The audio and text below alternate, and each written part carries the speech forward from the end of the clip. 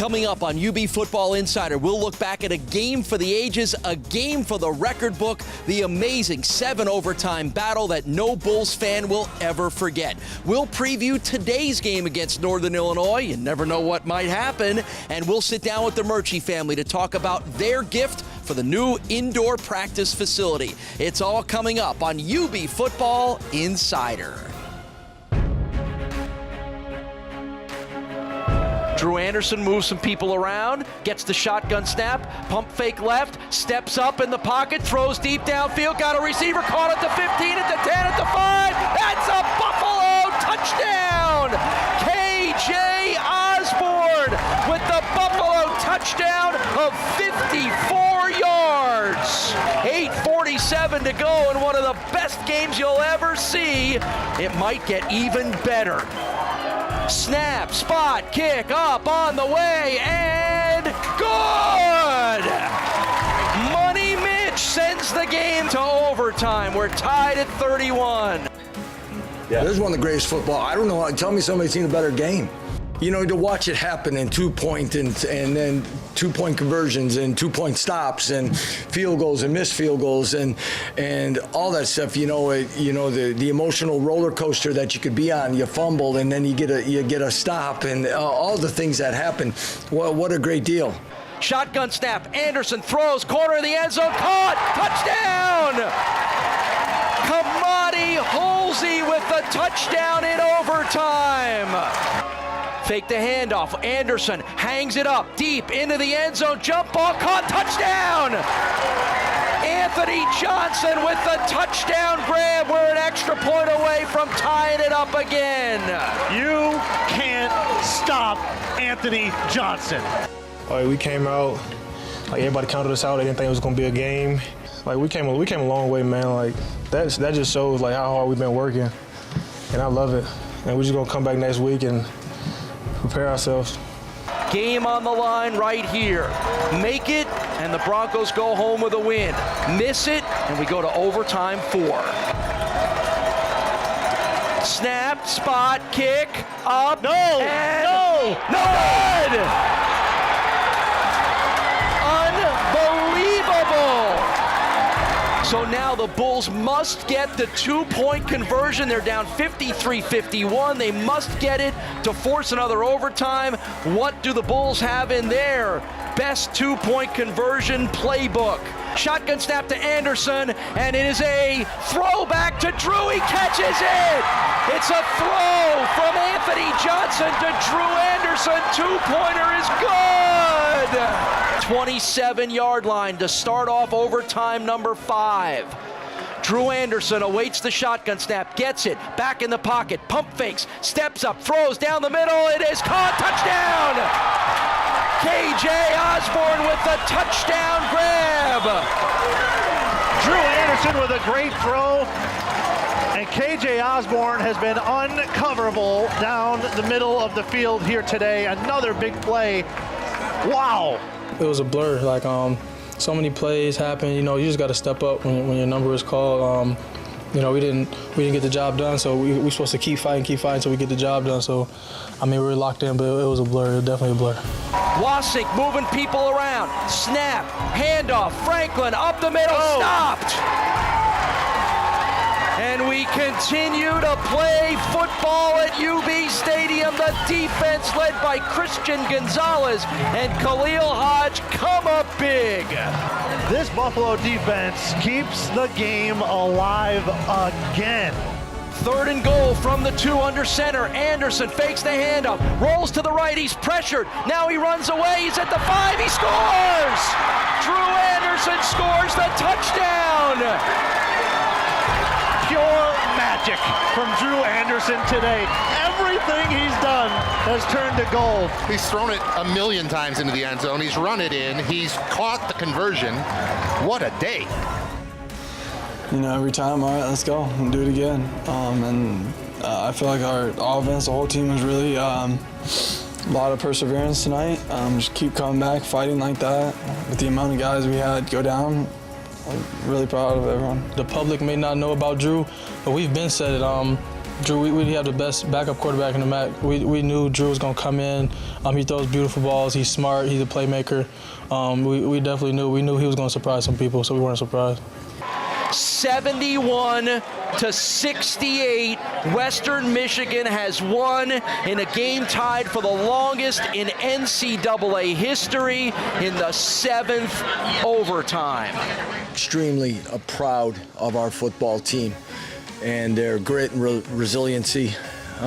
We had some guys in there playing their first college football games again against a team that won championship, played in a Cotton Bowl last year. Just watching our guys step up. Cameron Pickett's in there for most of the overtime. He was 4th-string running back. And to see us do things and have success against a team as good as Western Michigan, again, still gives us a lot of positives to build on. You know, it started like with the first game, like Minnesota. First of all, we knew we don't have a lot of respect, so we were trying to gain respect. So they're like, "Oh, you almost got them." Army, we let one slip away. We beat a Colgate team. We beat a Kent State. So, you know, we come out here at Western. You know, we want to make a statement to get some respect. You know, so we lost, but I feel like we did gain some respect. That we're not going to be, you know, pushed around. That we're going to compete. We're going to try to get this MAC championship. So I guess it gives us some confidence that we can play there with the best in the league. But we got to get the job done. Now joined by Bulls head coach Lance Leipold. So a week removed, Coach, how has that whole thing sunk in for you? You know, Paul, I don't know if it's fully sunk in exactly what transpired. I think that's probably more of an off-season thing when you really go back and watch everything. You know, still disappointing on the outcome, but still very proud of what we've been able to do as a football team to this point. I know your team was disappointed, as they should be, because they didn't win, but have you sensed that they have started to shift towards the other side of all the things they were able to accomplish and all that they could mean for the second half of the season? I think so. I think what I'm really proud of is to see that, you know, the disappointment that's there, but the determination that they want to get it corrected and turn and try to find a way that type of game becomes one in our favor. What have you done to try to make sure that the positives of that game apply to today and maybe not the hangover of the disappointment? Well, you try to highlight some of those things as best you can without, you know, just living on those as well. Point out some of the things that drastically needed to improve, but quickly turn the page as well, because you have to get ready for, you know, the next game, especially a very good Northern Illinois football team. Yeah, that is today, a 3:30 kickoff here at UB Stadium. Stampede Square opens up at 12:30. The Chicago Authority on the stage at 1:30. And at this point, you never know what to expect you're going to see when you come to a UB Bulls football game, so make sure you're out here later today. Coming up on UB Football Insider with Lance Leipold, we'll have our top 5 plays. Yes, we were able to pick 5, and we'll go inside the groundbreaking for the new UB Fieldhouse. That's next when you return to UB Football Insider.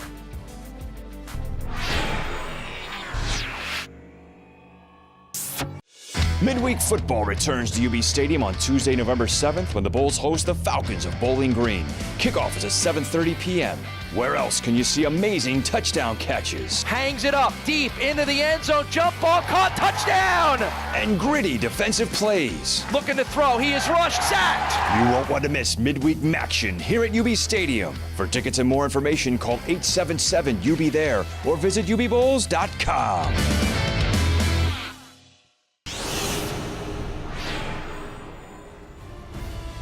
Welcome back to UB Football Insider. This segment is presented by CEFQ, changing lives every day. Welcome back to UB Football Insider with Lance Leipold. Behind me, construction has begun on the new UB indoor practice facility located at the north end of UB Stadium. It wouldn't be possible without an incredibly generous gift from the Mirchi family. Well, following the official groundbreaking, I sat down with the Mirchi family to learn about their passion for UB athletics. Well, I'm here with the Mirchi family just after the official groundbreaking ceremony for the Mirchi Family UB indoor practice facility, and with Brent, Nevin, Brittany, and Scott. And Brent, I'm going to start with you. Take me through the moment. You know, I know this has meant so much to your family, to your dad, to actually sit there and be one of those guys with the shovel throwing that dirt. Take me through what that meant to you. Well, it's a very exciting day for us. Like you said, this has been a long time coming, and we look forward to seeing the progression of this football program and the actual university itself. Nevin, how much has this been talked about amongst the family, and how much was this a topic of discussion of we have to do something to help make this thing happen? Years. How many? I know it's been a long time, but so as that progressed on, and as your dad continued to discuss that with you guys and say we need to make this thing happen, what was the finish line for it a little bit? To get something like this done, it it does take a lot of time, but I think that just the final contribution from the family was when we knew that this could become a reality. Yeah, Brittany, what was it like grabbing that shovel and throwing the dirt up there a little bit? That had to be something you've thought a little bit about for a while. Yeah. It's just that final moment where, like you said, something that's been worked on for years and a vision that's been set forth for years, and to finally have the opportunity to, for not only our family but for this university to see that happen. It's a big moment. Right, Scott. How proud are you for your dad, for this whole family, to know that there's a legacy for the Mirchis here on both ends of UB Stadium? I'm really proud of my father. I mean, I know how much he puts into this. I know how much he thinks about it. I work with him on a daily basis, so I'm always privy to a lot of the meetings that happen when it comes to this, and to put the shovels in the dirt over there and to know that it's the beginning of something really big about to happen, and hopefully we just keep going from there. Right, and I think I want to ask each of you to talk a little bit about your passion for this university. And Scott, it's interesting to start with you because you're the one that did not go here, right. But it's the family passion, right? And wherever you went, you've got to split your loyalties a little bit, don't you? Well, no, I was a student athlete, so I know what it means. I know what a place like this means to student athletes. And again, like I was saying, I think our family, we're a family that likes to lead in terms of progress, And I know, like I said, I know what it means to have a field house like this, to be able to be a top athlete, and also have a university behind you where you can get a phenomenal education. So, yeah. Brittany, what kind of advice could you give to other people who share your family's passion with the university about playing a role in helping grow things around here?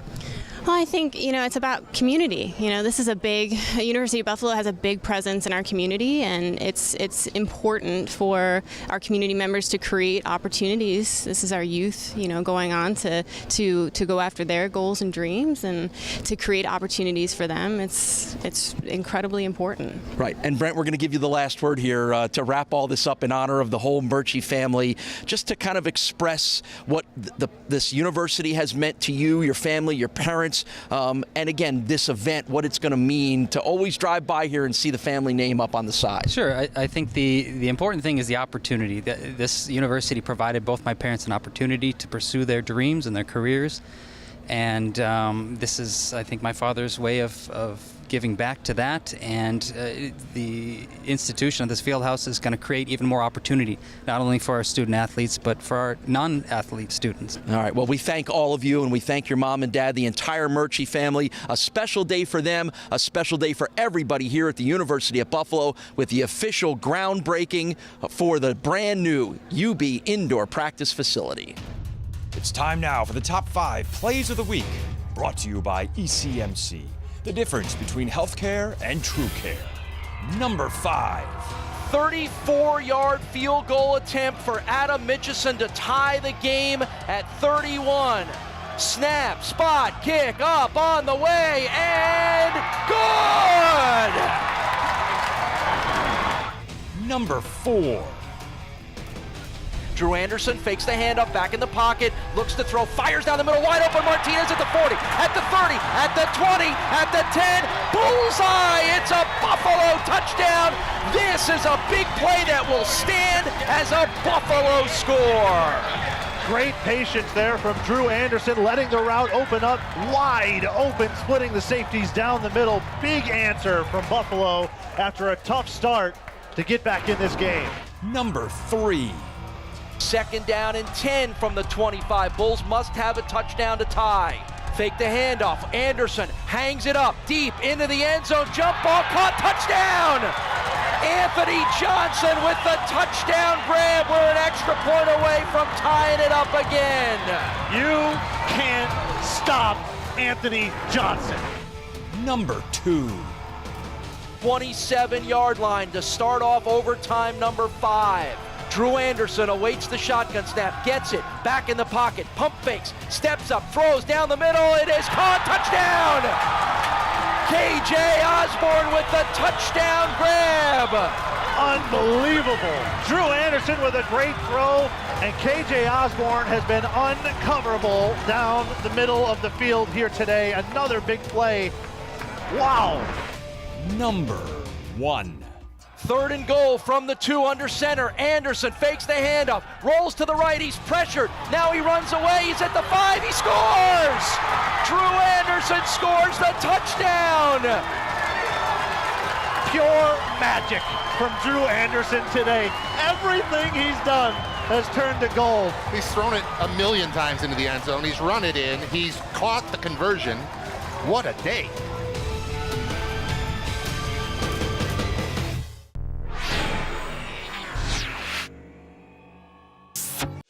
Midweek Football returns to UB Stadium on Tuesday, November 7th when the Bulls host the Falcons of Bowling Green. Kickoff is at 7:30 p.m. Where else can you see amazing touchdown catches? Hangs it up deep into the end zone, jump ball caught, touchdown! And gritty defensive plays. Looking to throw, he is rushed, sacked! You won't want to miss Midweek Maction here at UB Stadium. For tickets and more information, call 877-UB-THERE or visit ubbowls.com.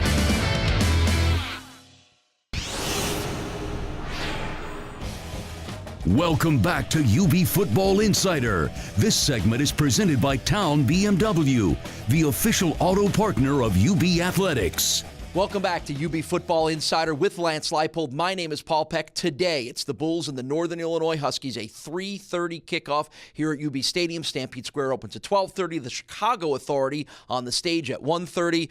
Huskies going to be a good test for you because they do maybe what Western Michigan didn't do so well, Coach, which is play defense. Well, you know, they are. They're an excellent football team, probably the best total defense we've seen to date. An excellent front 4, front 7, very aggressive and physical, and a secondary that's very aggressive as well and playing with a lot of confidence. When you look at their non-conference schedule at the beginning of the season, you're like, man, that's a really tough schedule. But as it turns out, Northern Illinois goes on the road and wins at Nebraska, goes on the road and plays very well at San Diego State, and now it's a little bit of battle toughened, aren't they? Yes, and then opening the season at home against a Boston College team, which is also a very physical football team, to play those 3 opponents as well as Eastern Illinois, who's doing very well at a program that has a lot of success in FCS. You can tell this is a good football team.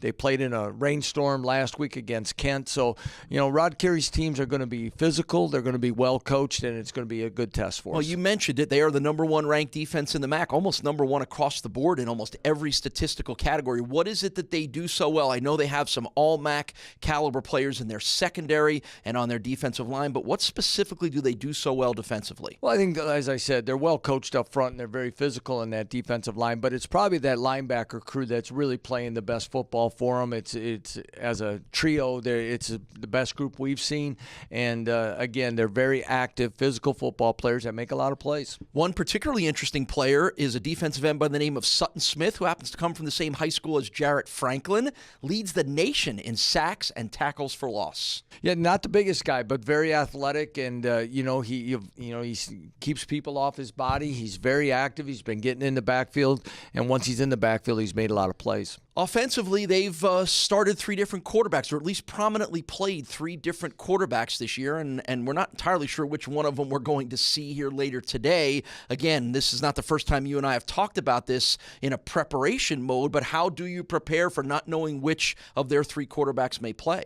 Well, I think in my 3 years in this conference, Northern Illinois has struggled keeping quarterbacks healthy, unfortunately for them, because, multiple years they've had to go down their depth chart. But now with that, they've developed depth, and they're in that situation again. But what they've done most part, Paul, is they stay true to really what they want to do. There might be one that might be a little bit better thrower. They maybe take a couple more deep shots with one guy. But all in all, the schematics of what they want to be about are stay consistent no matter who's in the game. You mentioned their head coach, Rod Carey. He's an outstanding coach. You've known him for a long time. His coaching roots are similar to yours in the outstanding Division III League of Wisconsin. I know you guys have a lot of respect for each other. Does that help you prepare for a game, kind of knowing a little bit about how a guy thinks? I think so. I think it's just, what we probably perceive as mutual respect for each other. We know kind of where we've been and what our backgrounds are. And Rod's an O-line coach by trade, and so it's going to start up front. They're going to be physical on both sides of the ball, and that's where you could see them make a lot of their success happen, is when they're physical on both sides. Well, thanks, Coach. Good luck today. Just keep it as fun and entertaining as it was last week. We will do our best. Maybe a little shorter, though. Right? Maybe a little bit. That's Bulls head coach Lance Leipold. It's the Northern Illinois Huskies and his Bulls today at UB Stadium, a 3:30 kickoff. You never know what you're going to see. You got to be here to check it out. When we return on UB Football Insider, we'll have our Carew Buckle collisions. That's next. For nearly 100 years, ECMC has brought hope and healing to Western New York. I'm living proof, and I couldn't be more grateful. Like cancer, we all hope trauma will never happen to us. But when it does, we can rely on ECMC to always be there. I hope you join me to be there for them and help them build their new state-of-the-art trauma center and emergency department. Visit supportecmctrauma.org to help learn how you can support life-saving care. This is UB Football Insider, presented by ECMC, the difference between healthcare and true care. Welcome back to UB Football Insider with Lance Leipold. My name is Paul Peck outside the Mirchi Family Football Center at UB Stadium. It's time for our Carew Buckle collisions of the week. In a game with 139 combined points, the most ever in the NCAA, you would think there wouldn't be a whole lot of defense, but we dug deep and found some outstanding UBD. Here are this week's Carew Buckle collisions. Shotgun snap, Wassink, handoff, Franklin grabbed in the backfield, push backwards. And the Bulls come up with a huge fourth down stop. Who else but Khalil Hodge with help from Cam Lewis. Shotgun snap, Wassink looking to throw. He is rushed, sacked. He is sacked by Chuck Harris back at the 37-yard line. Timeout called by Western. First sack of the game for the Bulls, second of the year for Chuck Harris. Wassink moving people around. Snap, handoff, Franklin up the middle, stopped. And we continue to play football at UB Stadium. The defense led by Christian Gonzalez and Khalil Hodge come up big. Check out the Bulls on social media and choose your favorite Carew Buckle collision of the week. Well, thanks for watching UB Football Insider. The Bulls go right back to work behind me here at UB Stadium later today. It's a 3:30 kickoff against the Northern Illinois Huskies. Stampede Square opens at 12:30. The Chicago Authority takes the concert stage at 1:30. Hey, you never know what you might see when you come to UB Stadium, so make sure you're here. We thank you for joining us for UB Football Insider.